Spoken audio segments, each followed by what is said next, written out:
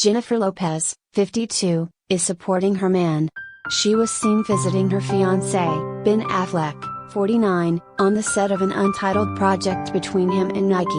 The couple sweetly held hands while Ben was on a break. In the photos, Jennifer rocked an elegant bohemian-style white summer dress with a knitted gray cover-up on top. She also sported chunky shoes while wearing her caramel-colored locks in a loose bun. Ben looked casual in a maroon tee and blue jeans. The on-the-floor singer's 14-year-old daughter Emma was also spotted on set and kept things casual in a black long-sleeved shirt and trendy brown cargo pants. But the best part?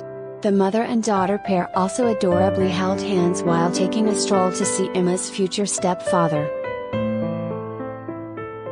Jennifer shares her 14-year-old twins, Emma and Max, with her ex-husband Mark Anthony. She got married to Mark in 2004, but the pair announced their divorce in 2011. The I'm Real singer then went on to rekindle her romance with fellow Gilly star Ben Affleck.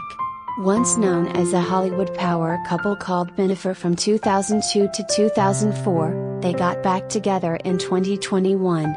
Fast forward to April of 2022, and Jennifer and Ben are now engaged.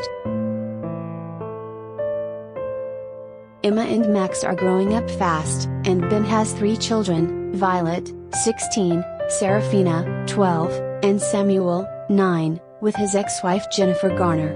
However, it appears that the blended family is getting along well, and J.Lo and Ben do not plan on having any children together. They do not want any new children, they are both past that part in their lives, an exclusive source told Hollywood Life.